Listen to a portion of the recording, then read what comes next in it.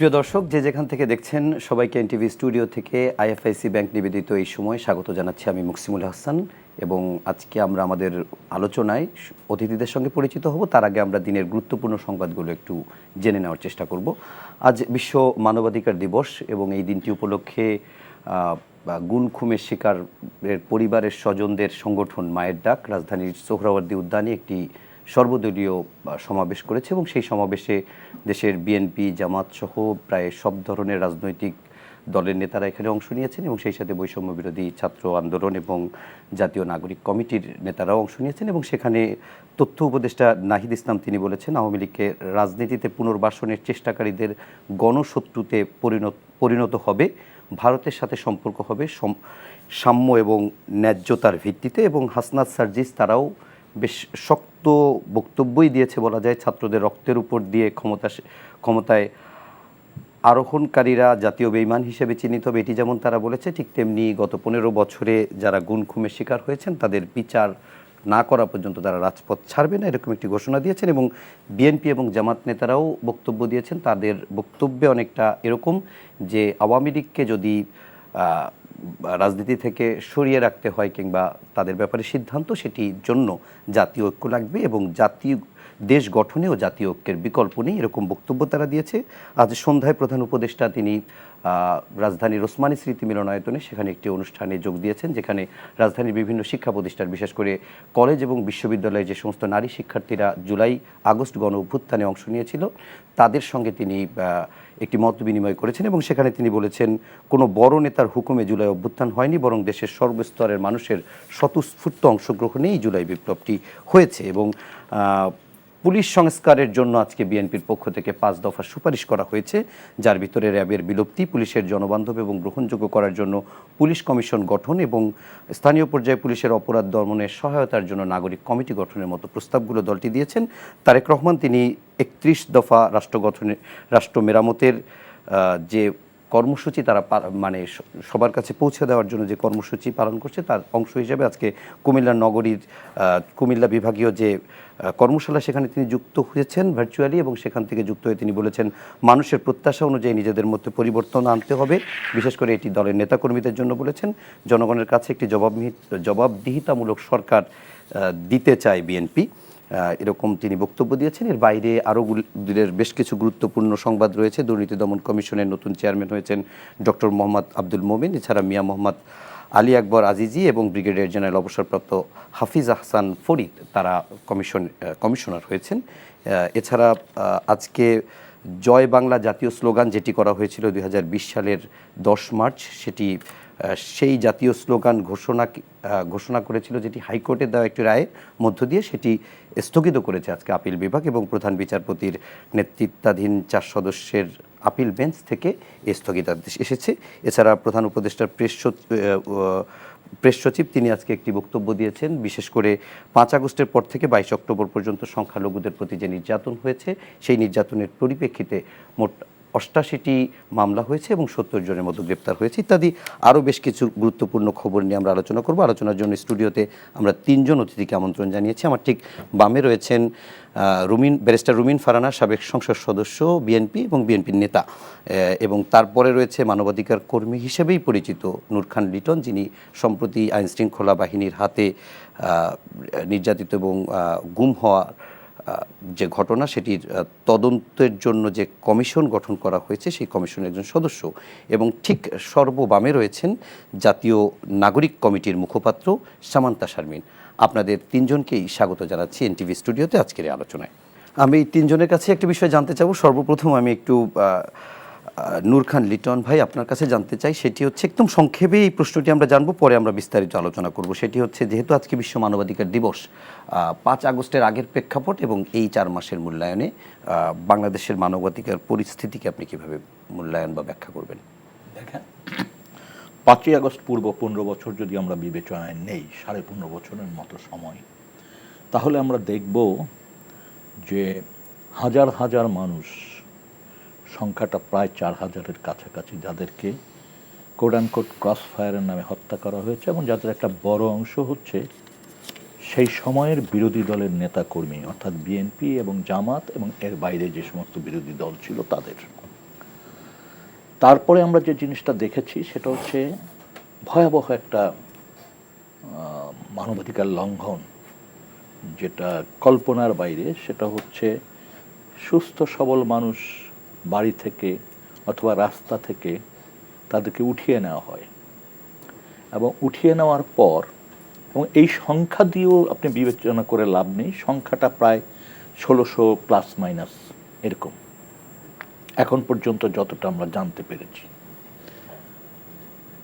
এই মানুষদের একটা অংশ ফিরে এসছে, তারা কারোর সাথে কোনো মুখ খোলেনি, অর্থাৎ কথা বলেনি। তখন একটা অংশর ডেড বডি আমরা রিসিভ করেছি, অর্থাৎ মানুষ তাদের গুলিবিদ্ধ লাশ পেয়েছে বনে, বাজারে, পুকুরে, খালে, বিলে, রাস্তার ধারে, ব্রিজের নিচে, জঙ্গলে। প্রত্যেকেরই একেবারে ঠেকিয়ে গুলি করার মতো দৃশ্যমান কিছু অবস্থা ছিল। এবং তাদেরকে যারা তুলে নিয়েছিল, যারা দেখেছে, সেটা পরিবারের কাছ থেকে হোক আর রাস্তা বা অফিস থেকে হোক, তাদের যে বর্ণনা ছিল তখন, তাতে খুব স্পষ্ট ছিল যে এটা সুশৃঙ্খল কোনো বাহিনী ছাড়া এটা হয়নি। তাদের দিকেই সবার নজর ছিল, সবার অভিযোগ ছিল তাদের দিকে। ওই সময়ে বাংলাদেশের মানবাধিকার সংগঠনগুলো প্রায় সময় একটা যৌক্তিক দাবি তুলেছিল, সেটা হচ্ছে যে এই বিষয়ে একটা তদন্ত কমিশন গঠন করা হোক, যে তদন্ত কমিশনের উপর মানুষের আস্থা থাকবে, বিশ্বাস থাকবে। বছরের পর বছর আমরা এই দাবিটি তুলেছি, কিন্তু আমরা কখনোই সরকারের তরফ থেকে কোনো উদ্যোগ লক্ষ্য করিনি। বরং যেটি দেখেছি সেটি হচ্ছে এই ঘটনাকে তুচ্ছ তাচ্ছিল্যতার সাথে দেখা। কখনো কখনো ভিকটিমকে ব্লেম করা হয়েছে খুব নোংরা ভাষায়, অমর্যাদাকর অবস্থায়। যেমন বলা হয়েছে ঋণের দায়ে পালিয়েছে, পরকীয়া করে পালিয়েছে, ভূমধ্য সাগরে সলিল সমাধি হয়েছে। এই নীতি নির্ধারকদের অনেকেই এই ধরনের বক্তব্য দিয়েছেন, যারা মন্ত্রী পরিষদের সদস্য ছিলেন তারাও। এর মধ্য দিয়ে প্রকৃত ঘটনাকে চাপা দেওয়া এবং অপরাধীদেরকে পাশ কাটিয়ে দেওয়ার একটা চেষ্টা রাষ্ট্রের তরফ থেকে আমরা দেখেছি। ওই সময়ে বিভিন্ন পত্রপত্রিকা, বিভিন্ন মানুষের ভিকটিম যারা ফিরে এসছে, তাদের দুই একজনের আস্থা অর্জন করে যতটুকু জানা গেছে, সেখান থেকে খুব স্পষ্ট ছিল এই ঘটনার সাথে বাংলাদেশের বেশ কয়েকটি গোয়েন্দা সংস্থা, বেশ কয়েকটি বাহিনী জড়িত। খুব স্পষ্টভাবে যদি বলতে হয় তাহলে বলতে হবে rapid action battalion RAB, detective branch DB, তার সিটিটিসি এবং ডিজিএফআই সহ বেশ কিছু সংস্থা। এবং পরবর্তীতে আমরা দেখলাম, আমাদের একটা ধারণা জন্মালো মানুষের সাথে কথা বলে যারা ভিকটিম, যে এই দেশের ভিতরে গোপন কারাগার রয়েছে। ধারণা, আয়নাঘর তো একটা কাল্পনিক নাম একটি জায়গার ক্ষেত্রে, জেআইসির ক্ষেত্রে আয়নাঘর আমরা বলতে পারি কোডান কোড। মানুষের ভিকটিমের বর্ণনায় আমরা এটার একটা আভাস পেয়েছি, আমরা কাজ করতে যে আলামত পেয়েছি, এবং এত ভয়াবহ যে এটি আসলে আমরা যা শুনেছি, যা বুঝেছি তার চেয়েও ভয়ঙ্কর। আপনার এই টেবিলের 1.5 গুণ একটা জায়গা, এই টেবিলটার 1.5 গুণ, মানে এইটুক বাদ দিয়ে ওই টেবিলের 1.5 গুণ। এইখানে ড্রেনেজ সিস্টেম আছে একটা কোনায়, যেখানে প্রস্রাব পায়খানার কাজটি সারবেন, আর ওইটুক জায়গার ভিতরে আপনি বসে থাকেন বা শুয়ে থাকেন। তার মানে আমার কনস্টিটিউশনে যে কথাটা বলা হয়েছে যে কোনো রকম নিবর্তনমূলক ব্যবস্থা নেওয়া যাবে না, এইটা নিজেই এমন একটা ব্যবস্থা যে এটিতেই মানুষ নির্যাতিত হচ্ছে, নিপীড়িত হচ্ছে। এইটুক জায়গার ভিতর যখন থাকে, দিনের পর দিন, মাসের পর মাস রাখা হচ্ছে, এবং আলো বাতাসহীন অবস্থায়। মানে আলো বাতাস মানে পর্যাপ্ত না, আলো তো একেবারে না, বাতাস পর্যাপ্ত না। আচ্ছা, সেখানে দিন এবং রাত্রের পার্থক্য বন্দীরা বুঝেনি, এবং এই বন্দীরা দিন গণনা করেছে কিভাবে। অনেক বন্দী ছাড়া পাওয়ার পর আমরা যেটা জেনেছি সেটা হচ্ছে যে তারা সকালে যে নাস্তাটা দিত, হয় রুটি না হলে খিচুড়ি, এটা দেখে তারা মনে করতো যে একটা দিন আমি পার করলাম। এবং গুহা মানবের কথা আমরা শুনেছি, যখন মানুষ গুহায় বাস করত তখন সে তার মতো করে একে বোঝানোর চেষ্টা করত, সংকেত দিত। এখানেও আমরা যেটা দেখলাম যে দেয়ালে টান দিয়ে আঁচড় দিয়ে এক একটা দিন অতিক্রম করেছে, একটা করে আঁচড় দিয়েছে, সেটা নখ দিয়ে হোক বা কোনো ইটের টুকরা হোক বা অন্য কিছু দিয়ে আঁচড় দিয়েছে। এবং এই আঁচড়ের সংখ্যা আমরা একটা ঘরে পেলাম 182, আরেকটা জায়গায় ওই ঘরেই আরেকটা সাইডে লেখা 200 কতদিন, এবং এটা 16-17 এই সময়কালের। আমরা দু একটা নাম্বার পেলাম, চেষ্টা করছি। এবং এখানে যে কত ভিতরের কথা মানুষ লিখে গেছে এটা আপনি ভাবতে পারবেন না। ওই জায়গাটিতে যখন আপনি নিজেকে কল্পনা করবেন, একটা জায়গায় লেখা আছে আই লাভ মাই ফ্যামিলি, একটা জায়গায় আমি লেখা দেখলাম দেশকে ভালোবাসি, আই লাভ মাই কান্ট্রি। এবং কোনো কোনো জায়গায় সূরা লেখা, কোনো জায়গায় মসজিদের মিনার এঁকে দেওয়া, কোথাও ভবিষ্যৎ বাংলাদেশ নিয়ে দু একটি কথা, যেটা অস্পষ্টভাবে আমরা ধরতে পেরেছি। এবং এতটা ভয়াবহ, ওখানে আমরা ইলেকট্রিক চেয়ার পেয়েছি, অর্থাৎ ঘোরানো যায় চেয়ারটা বিদ্যুৎ দিয়ে, হাত পা বেঁধে চেয়ারটা অন করে, মানে চেয়ারের মোটর অন করে দিলে চেয়ারটা ঘুরে, এবং ওইটা মানে 2 মিনিটও টেকা যায় না, এইভাবে শাস্তি দেওয়া হয়েছে। মানুষ যেটা বলেছে, চেয়ার তো আমরা নিজেরাই দেখে আসছি, আর মানুষ যেটা বলেছে যারা ফিরে এসছে তারা নখ উপড়িয়ে ফেলার কথা বলেছে, প্রচণ্ড সাউন্ড দিয়ে তাদেরকে ইয়ে করা হতো সেটা বলেছে। এবং দুর্ভাগ্যজনক হচ্ছে, আমরা র্যাপিড অ্যাকশন ব্যাটালিয়নের একটা ব্যাটালিয়নে পরিদর্শনের সময় আমাদেরকে সব কিছু দেখানো হলো, কিন্তু মূল যে সিক্রেট প্রিজন সেটা দেখানো হলো না। আমরা অনেক খোঁজাখুঁজি করছি, মিলাইতে পারছি না। এক পর্যায়ে আমরা দেখলাম রেশন শপ লেখা, আমরা বললাম এইটা খুলতে হবে অথবা ভাঙতে হবে, আমরা এটা দেখবই। তো অনেক খোঁজাখুঁজির পরে চাবি এনে খুলে দেওয়া হলো। এমন যেই কমান্ডিং অফিসার আমাকে বলেছিলেন যে আর কোনো কিছু নেই, ওনাকে বললাম আসেন দেখেন কি অবস্থা। সেটা আরো ভয়াবহ। চিকন একটা জায়গা, একদম মাথায় একটা প্যান বসানো, আর একটা কল আছে, এবং কতটা সরু এটা আপনাকে আমি বুঝাতে পারবো না। 3 ফিট, 3 ফিট বা 3.5 ফিট সর্বোচ্চ লম্বা, 7 ফিটের মতো লম্বা। তার মাথার দিকে আছে হচ্ছে একটা প্যান বসানো, এবং প্রত্যেক মানে 6টা 12টা 10টা মানে সেলের পরে একটা বড় জায়গা আছে, যে জায়গায় আমরা বেশ কিছু নিদর্শন পেয়েছি। একদম ভিতের উপরে ইলেকট্রিক কোনো মেশিন বসানোর, যন্ত্র বসানোর ব্যবস্থা পেয়েছি, উপরে ঝুলানো ব্যবস্থা পেয়েছি। সব খুলে ফেলা হয়েছে, কিন্তু সব তো আর পরিবর্তন করতে পারেনি রাতারাতি। মানে স্পষ্টতই বোঝা যায় যে এখানে কি হতো। মানুষ যেভাবে বর্ণনা দিয়েছে সেই বর্ণনার সাথে 100% মিল আমরা পেয়েছি।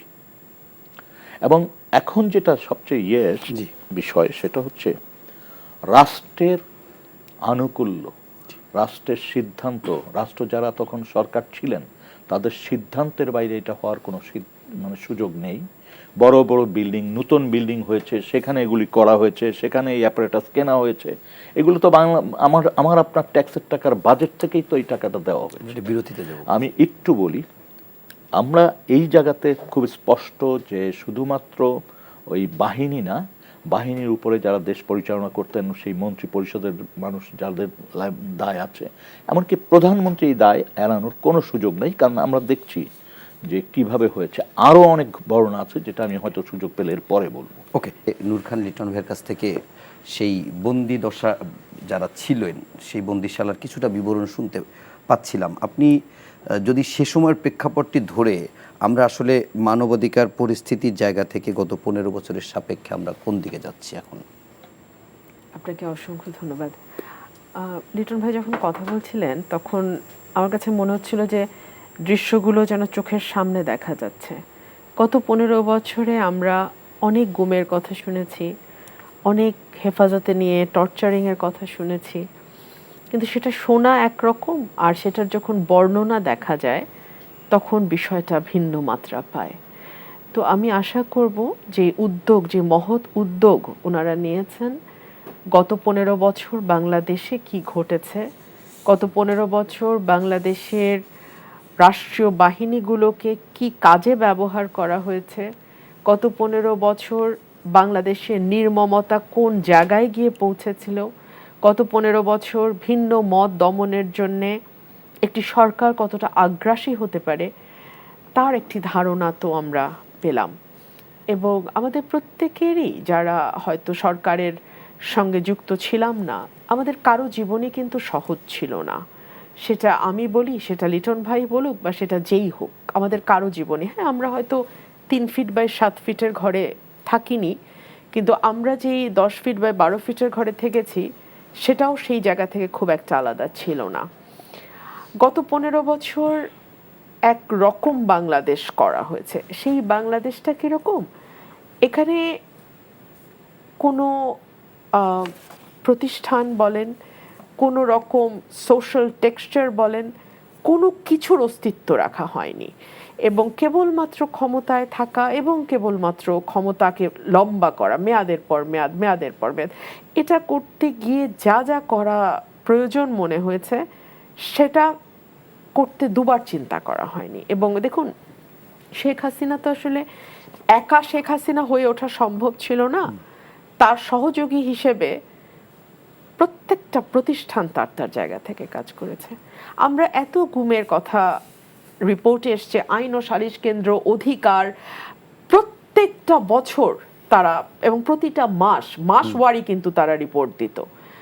কোনোদিন সুপ্রিম কোর্ট কি সুও মোটো রুল দিয়েছে যে এই ঘটনাগুলো তদন্ত করা হোক? আমরা যখন সংসদে গুমের কথা বলতাম আমাদেরকে বলা হতো তারা পরকিয়া করেছে, বাড়ি ছেড়ে দিয়েছে, ব্যবসায় লস করেছে, নিজে নিজে নিরুদ্দেশ হয়ে গেছে ইত্যাদি, পরিবারের সঙ্গে ঝগড়া হয়েছে। কখনো কি কোনো কোর্টের মনে হয়েছে একটা সুও মোটো রুল জারি করি? কখনো কি কোনো আদালতের মনে হয়েছে মায়ের ডাকের কথাগুলো শুনে একটা রুল ইস্যু করি? মনে হয় নাই। জুডিশিয়ারি তাদের সাহায্যে কাজ করেছে।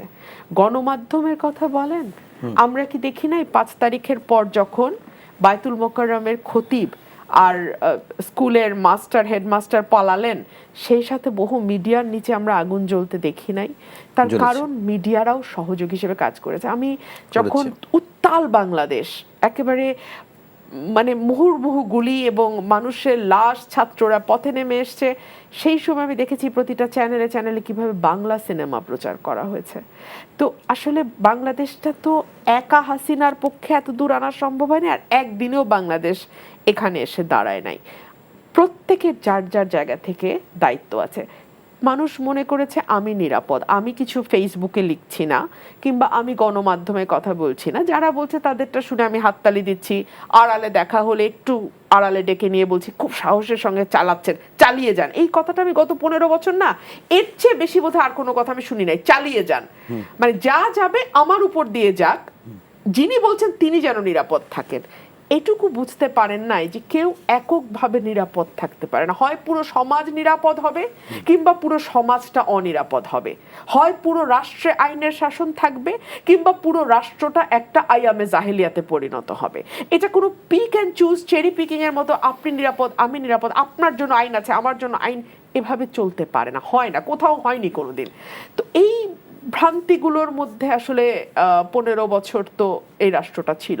এখন সেখান থেকে একটা আশার বিষয় যে আমরা 5ই আগস্টের পর একটা নতুন বাংলাদেশের স্বপ্ন দেখতে পাচ্ছি। আমি আশাবাদী হই যখন আমি দেয়ালের লেখাগুলো পড়ি।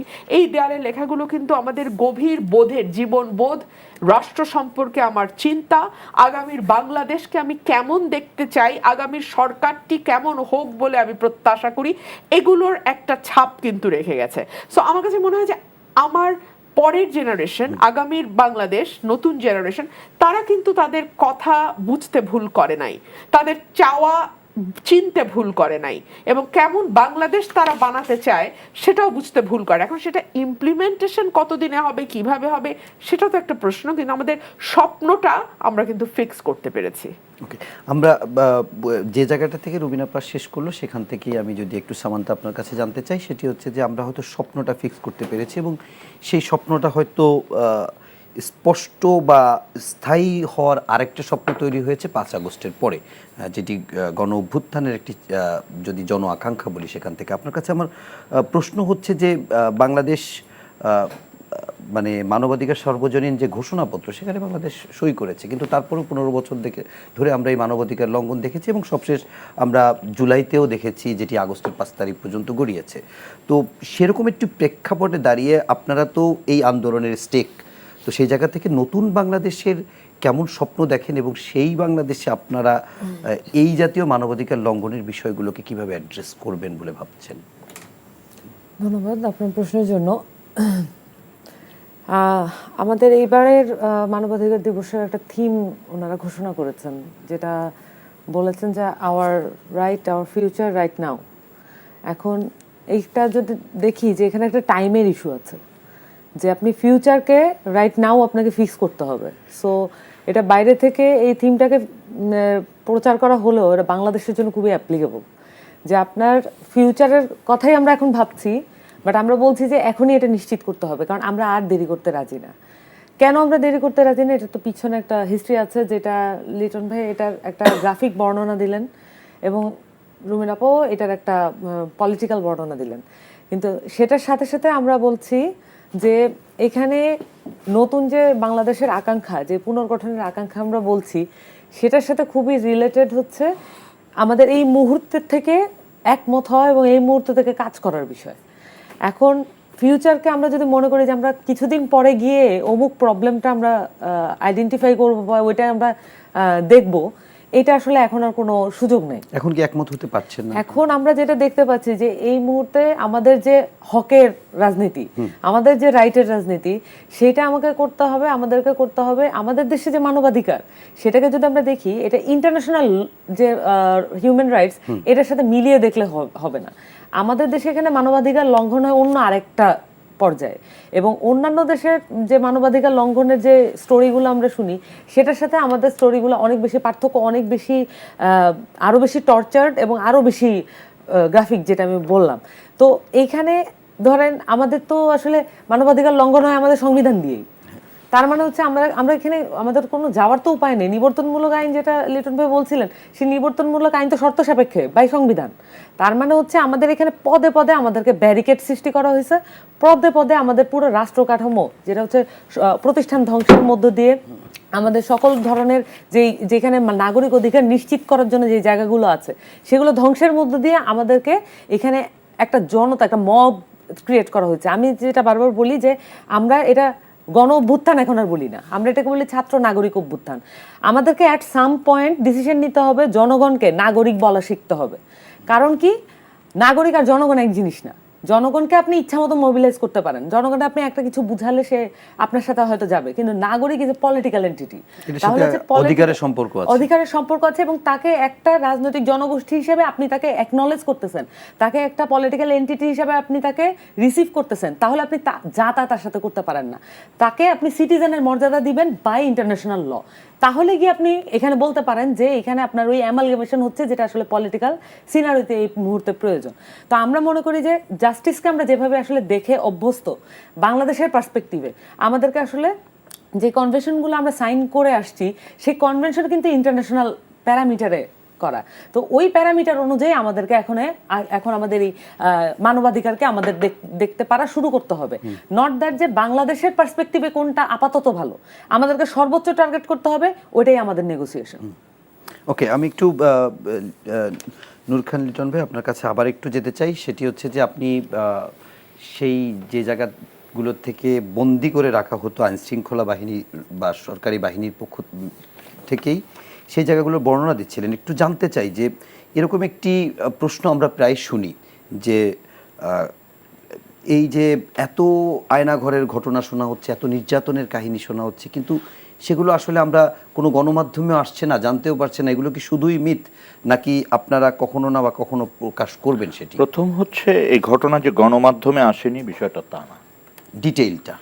ডিটেলও গণমাধ্যমে এসছে। আপনারা যদি খেয়াল করেন পুরানা কাগজগুলো, হ্যাঁ, প্রত্যেকটা ইন্ডিভিজুয়াল কেস, সবকটা না হলেও বেশ কিছু ঘটনা একেবারে ডিটেল করা আছে। কোনোটা নিউজ করেছে, কোনোটা প্রথম আলো করেছে, কোনোটা ডেইলি স্টার করেছে, কোনোটা আপনার এনটিভি করেছে। প্রায় সব পত্রপত্রিকা এবং ইলেকট্রনিক্স মিডিয়ায় আংশিক হলেও প্রকাশিত হয়েছে। যেই জায়গাটিতে আমাদের এখন খুব খেয়াল রাখতে হবে, আমি যে জায়গাটাতে বলছি, জি, আমি কয়েকটা ধরনের মানুষকে এই ধরনের ঘটনার শিকার হতে দেখেছি। তার ভিতরে একটা বড় অংশ মানে এখন এই 36শে জুলাইয়ের অভ্যুত্থানের পরে মানুষ মুখ খোলার একটা সুযোগ পেয়েছে, এবং আমরা দেখছি যে আমাদের ধারণার চেয়ে সংখ্যা বেশি, আমাদের ধারণার চেয়ে বর্বরতার বর্ণনা বেশি, আসছে মানুষ কথা বলছে। এর ভিতরে একটা অংশ যেটা একেবারেই অনুপস্থিত ছিল আমাদের হিসাবে, খুব সামান্য এসছে, সেটা হচ্ছে মানুষকে কিভাবে, একটা মানুষকে শুধু ধর্মীয় আইডেন্টিটির জন্য কিভাবে জঙ্গি বানানো হয়েছে। এটি আরো ভয়াবহ। কেউ মসজিদে প্রতি ওয়াক্ত নামাজ পড়লে তাকে টার্গেট করা হয়েছে, তার বয়স যদি যুবক বয়স হয়। কেউ যদি মসজিদে বসে 4-5 জন কথা বলেছে, তাদেরকে টার্গেট করা হয়েছে। নানান কৌশলে এই কাজটি করা হয়েছে। এবং সেই ক্ষেত্রে একটা জিনিস আমাদের মনে রাখতে হবে, মাঝে একটা সময় গেছে ওয়ার এগেনস্ট টেররিস্ট এই কথা বলে পৃথিবীর বেশ কিছু দেশের প্যাক্ট, চুক্তি হয়েছিল। এক দেশ আরেক দেশের সাথে তথ্য বিনিময়ের পাশাপাশি গোয়েন্দারা আসতো এখান থেকে, বাংলাদেশ থেকে অন্য দেশে মানুষ ধরে নিয়ে যাওয়া হয়েছে। এই ঘটনা কিন্তু আছে, আসবে সব। আপনি বাংলাদেশ থেকে নিয়ে যাওয়ার পর লন্ডনে বিচার করা হয়েছে, আদালতে প্রকাশ্যে বন্দি বলেছে যে আমাকে ধরা হয়েছে ঢাকা, মানে বাংলাদেশ থেকে। আমেরিকার আদালতে হাজির করা হয়েছে, সেটাও বাংলাদেশ থেকে ধরা। এরকম ঘটনা আছে। ওই যে বললাম, ওই রেফারেন্সে ঘটনাটা ঘটেছে। আরেকটা হচ্ছে যে মানুষদেরকে আটক করা হতো, দেখা গেছে ঢাকা থেকে আটক করে নিয়ে যাচ্ছে পার্বত্য চট্টগ্রামে বা দিনাজপুরে। প্রতিটি জেলা পার হবার সময় তাকে হ্যান্ডওভার করছে আরেকটা গ্রুপের কাছে, এইভাবে। এবং প্রতিটি ক্ষেত্রে তাকে নির্যাতন এবং আরো ভয়াবহ অভিজ্ঞতার ভিতর তাকে যেতে হয়েছে। এটা একটা কৃষক জমিতে কৃষিকাজ করছে, তাকে তুলে আনা হয়েছে জঙ্গি বলে। একটা গরুর ডাক্তার, সে পশুর চিকিৎসক, তাকেও জঙ্গি বানিয়ে নিয়ে আসা হয়েছে। এই ডিবির সিসিটিসি যেটা আছে, ভয়াবহ ছাপ রেখে গেছে নির্যাতনের মানুষের উপর। মাসের পর মাস আটকিয়ে রেখে তাদেরকে স্বীকারোক্তি আদায় করা হয়েছে জোর করে, এবং সেই স্বীকারোক্তি দেওয়ার প্রেক্ষিতে তাদেরকে উপস্থাপন করা হয়েছে 4 মাস, 5 মাস, 6 মাস, এবং তাদের বিরুদ্ধে বড় বড় মামলা দিয়ে দেওয়া হয়েছে। এবং তাদের অনেকেই এখন ফাঁসির আসামি অপেক্ষা করছে। আরেকটা ভয়াবহ জিনিস আমরা দেখছি, সেটা হচ্ছে বাংলাদেশ থেকে ধরেন একজনকে ধরা হলো, তাদেরকে 6-7 মাস এই ধরনের সিক্রেট সেলে রাখা হলো, নানানভাবে জিজ্ঞাসাবাদ করা হলো, বাইরে তার সম্পর্কে খোঁজ খবর নেওয়া হলো, তার ফ্যামিলি প্রেস কনফারেন্স করলো, মানবাধিকার সংগঠনগুলি কথা বলা শুরু করলো। তখন করলো কি, তাকে ছেড়ে দিল না, তাকে কি করলো, হ্যান্ডওভার করে দিল পার্শ্ববর্তী দেশের কাছে। এবং এইটি শুধুমাত্র ভিকটিমদের কথার ভিতর দিয়ে আমরা পেয়েছি তা না, যারা এই কাজটি করেছেন তাদেরও কথাবার্তায় আমরা বিভিন্ন জায়গায় দেখেছি যে এটা সত্যাসত্য নিরূপণ করা সম্ভব। অর্থাৎ বাংলাদেশ থেকে রাতের আধারে ইন্ডিয়ান ফোর্সের কাছে হ্যান্ডওভার করা হয়েছে, এবং তারপরে তার বিরুদ্ধে কারো কারো বিরুদ্ধে পাসপোর্টের মামলা দেওয়া হয়েছে, কারো বিরুদ্ধে ওখানে কোনো নাশকতার মামলা দিয়ে জেলে। আপনার কাছে ছোট্ট একটি এই যে ভয়াবহ অবস্থাগুলি, এগুলি সব আমি ব্যক্তিগতভাবে মনে করি যে এই জিনিসটা রাষ্ট্রের দায়িত্ব হচ্ছে এটা প্রত্যেকটা ইঞ্চি খুঁজে বের করা, প্রত্যেকটি ঘটনার প্রত্যেকটি অক্ষর বের করে নিয়ে আসা, এবং সেটা জনসমক্ষে সরকারের উচিত করা, এবং যারা এই ধরনের অপরাধের সাথে যুক্ত ছিল, সে যত বড় মানুষ হোক, সে প্রাইম মিনিস্টার হোক, আর ডিজিএফআই ডিজি হোক, আর তার নিচের কর্মচারী হোক, প্রত্যেককে চিহ্নিত করে বিচারের আওতায় নিতে হবে। কি ডিবির লোক হোক, এনএসআইয়ের লোক হোক, পুলিশের লোক হোক, র্যাবের লোক হোক। এই ঘটনাগুলি র্যাব যেভাবে এটা বিস্তৃত করেছে কল্পনার বাইরে। আমরা কেন র্যাবের পিছনে এত টাকা খরচ করলাম একটা খুনি বাহিনীর পিছনে? আচ্ছা, আমরা সময় আসলে র্যাব নিয়ে একটু আলোচনা করবো। তার আগে একটু আপনার কাছে জানতে চাই, আপনি বললেন যে 4000-এর মতো ক্রস ফায়ারে মারা গেছে, 1800-র মতো ধরে তুলে নিয়ে গেছে, যাদের প্লাস মাইনাস, যাদের ভিতর থেকে কেউ কেউ ফিরে আসছে, কেউ লাশ হয়ে ফিরছে। কিন্তু এর বাইরে আমরা যেটা জানি যে 700-র মতো যাদের সন্ধান পাওয়া যায় নাই, মায়ের ডাকের পরিসংখ্যান, তাদের খবর। আমি এখনো পরিসংখ্যানের ব্যাপারটা স্পষ্ট না যে কতজন এখনো ফিরে আসেনি, কারণ 5 তারিখের পর 6 তারিখ এবং 7 তারিখে কিছু মানুষ ফিরে এসছে। সেই সংখ্যা কিন্তু 3-4-এর মধ্যে না, আরো বেশি, আরেকটু বেশি। হ্যাঁ, ঠিক আছে। এবং বাদবাকিদের বর্তমান কি অবস্থা এটি খুঁজে দেখা হচ্ছে, এবং আমরা চাই একেবারে এন্ড পর্যন্ত পৌঁছাতে, এবং যথা সময়ে যখনই আমরা কোনো এই ব্যাপারে অগ্রগতি সাধিত হবে, আমরা কিন্তু প্রতি 1-1.5 মাস পর পর প্রেসকে জানাচ্ছেন প্রেস কনফারেন্সের মধ্য দিয়ে, আর রাষ্ট্রকে মানে সরকারকে তো জানাচ্ছি, এবং আমরা খুব শিগগিরই আশা করি বিস্তারিত কিছু কথাবার্তা বলতে পারবো। ওকে, আমরা তবে এই জন্য আমাদেরকে একটু সময় দিতে হবে, সুযোগ দিতে হবে। কতদিনের মতো মনে রাখতে হবে যে আমি এই মুহূর্তেই সময়টা বলতে পারছি না কতদিন লাগবে, তাড়াহুড়া করা যাবে না, সময় দিতে হবে। আরেকটা জিনিস হচ্ছে, আমাদেরকে বিরক্ত করা যাবে না। যেমন ধরেন, আপনি যদি প্রতিদিন যে বলেন যে ভাই কতজন আসছে, কি বলছে, কি বলে নাই, সেটি তদন্তের প্রবলেম হতে পারে, আমাদের কার্যক্রম ব্যাহত হবে, এবং এটা খুব সহানুভূতির সাথে বিবেচনা করতে হবে সাংবাদিক মহলের। ধন্যবাদ। আমরা একটু রুমিন আপা, আপনার কাছে একটু প্রশ্নটা একটু বড় হতে পারে, সেটা হচ্ছে যে আজকে জাতীয় বলা যায় যে একটা বড় ধরনের সমাবেশই ছিল, সেখানে সবাই একই টোনে কথা বলেছে, কিন্তু তার ভিতর থেকেও আমার হয়তো ভুল হতে পারে, আপনি আমাকে কারেকশন দিয়েন, সেটি হচ্ছে যে বৈষম্য বিরোধী ছাত্র আন্দোলন বা জাতীয় নাগরিক কমিটি, তাদের সঙ্গে মনে হয় যে তাদের বক্তব্যগুলোর একটা ক্ষোভ কেন যেন মনে হয় বিএনপির প্রতিও আছে। আওয়ামী লীগ নিষিদ্ধের ব্যাপারে এর আগে আমরা ডক্টর মোহাম্মদ ইউনূসকে কাছে শুনেছি যে যদি বিএনপি চায় তাহলে আমাদের তো আসলে কিছু বলার নাই।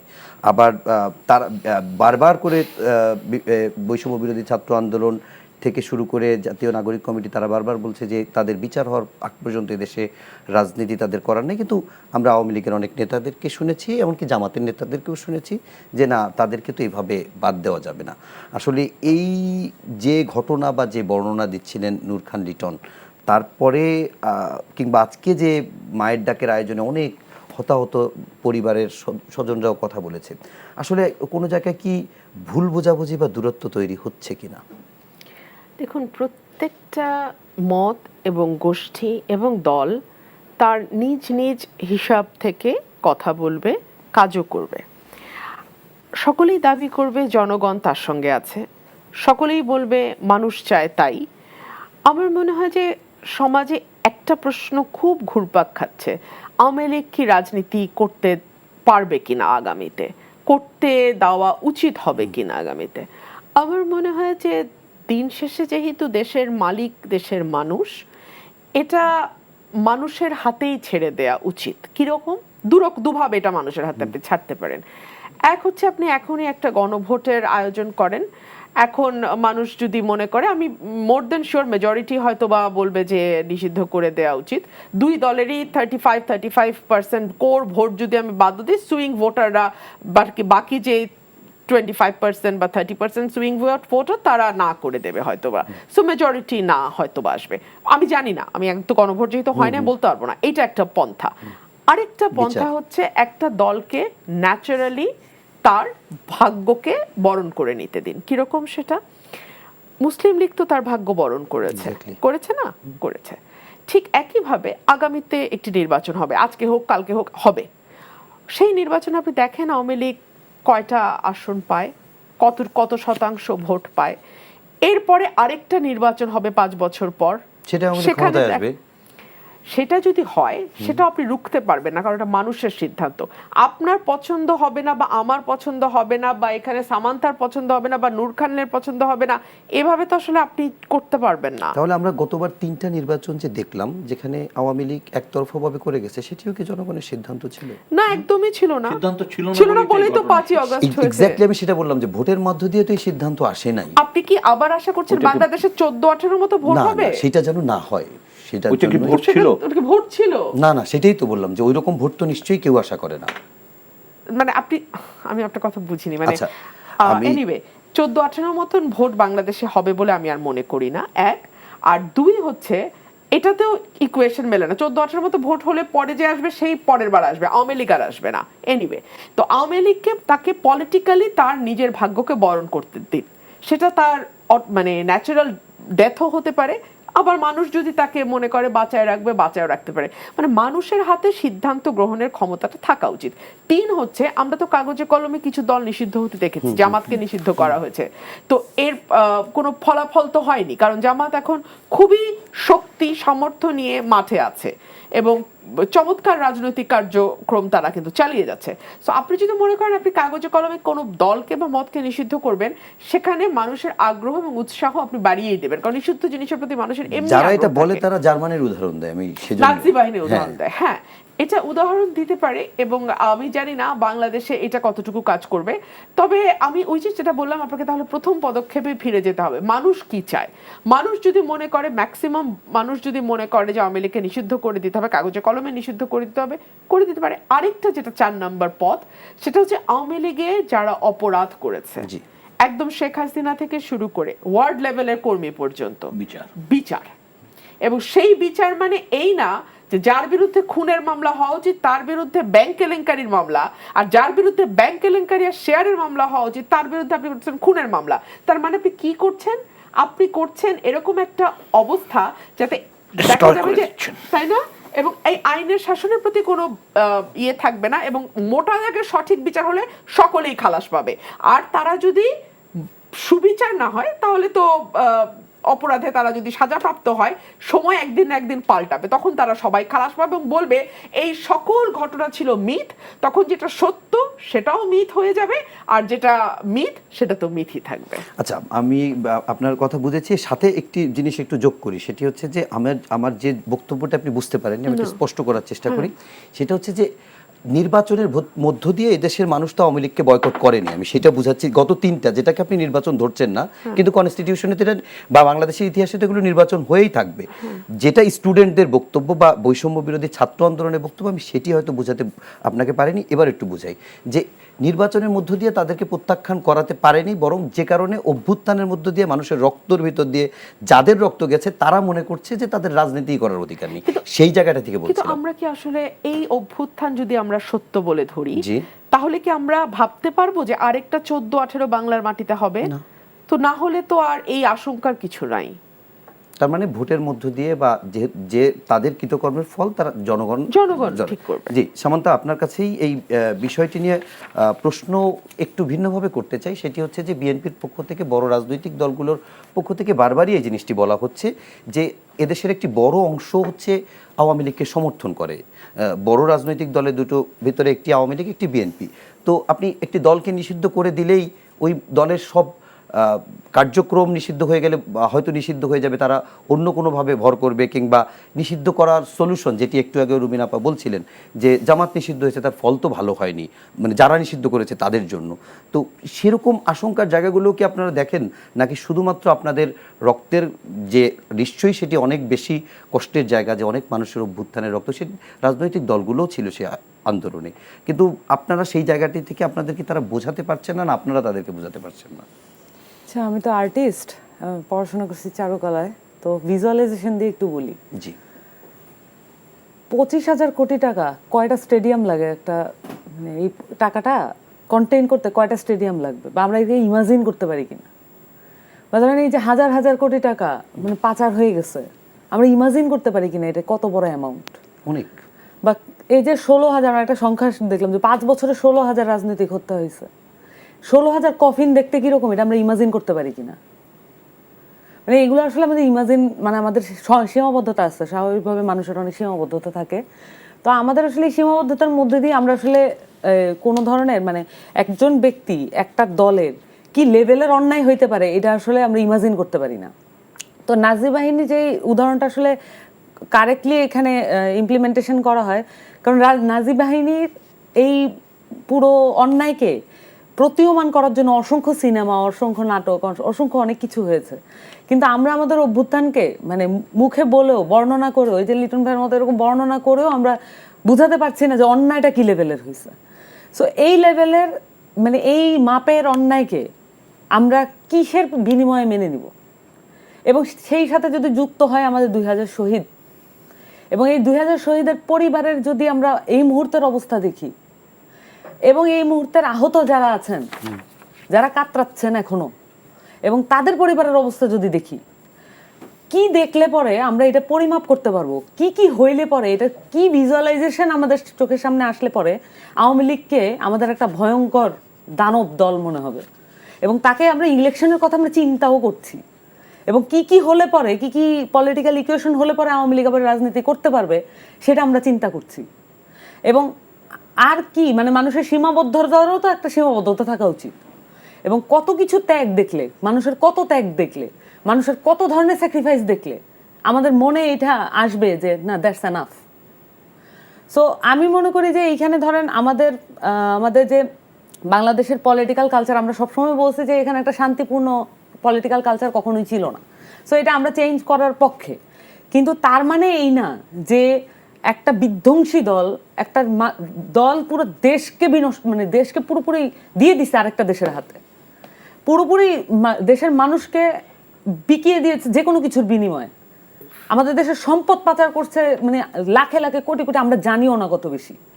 এগুলো ক্যাপচার করার মতো ঠিক ওই প্রতিষ্ঠানগুলোও তো নষ্ট। আপনি যে এটা অডিট করবেন, এগুলো যে আপনি সবকিছু আবার জানবেন, এটা জানার বিচার মতো চলছে। এই মামলাগুলো তো এটা একটা বাস্তবতা আছে। এই যে এই মামলাগুলো হচ্ছে, এই সিস্টেমটা তো আগেরটা রয়ে গেছে, এবং সিস্টেমটার এখন ভুক্তভোগী, মানে এটা ভুক্তভোগী যেমন আছে, এটা সুবিধাভোগীও এখনো আছে।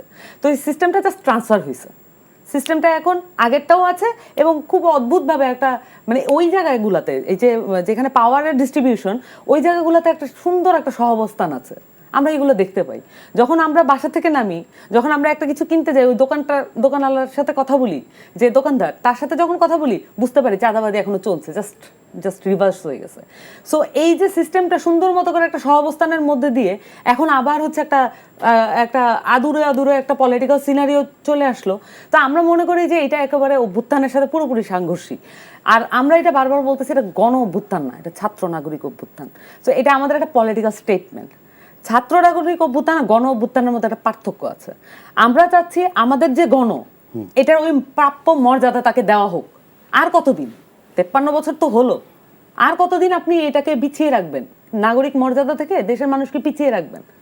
আপনার নাগরিকরা রাজনৈতিক সিদ্ধান্ত নিয়ে শেখ হাসিনাকে দূর করেছে, এবং তার ফ্যাসিস্ট কাঠামো দূর করতে যাচ্ছে।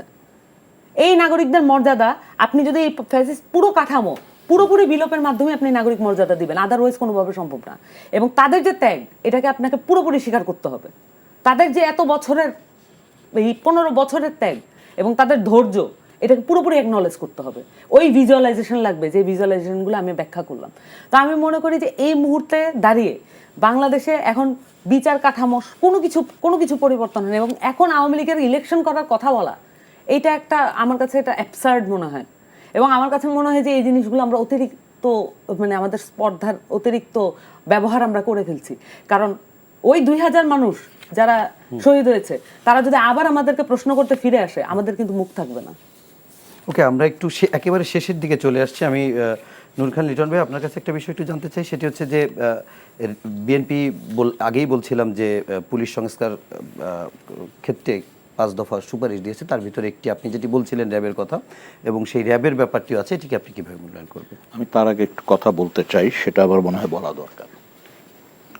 সেটা হচ্ছে, যদি স্পর্ধার কথা আসে কোনো আলোচনায়, তাহলে কিন্তু আহত হই আমরা। স্পর্ধাটাই তো হচ্ছে আমাদের স্বাধীনতা। তো অনেকের অনেক মত থাকবে, এবং সেটাকে অ্যাকোমোডেট করতে হবে। আমরা 53 বছর পারিনি, সেইটার খেসারত হয়তো আগামীতেও দিতে হবে।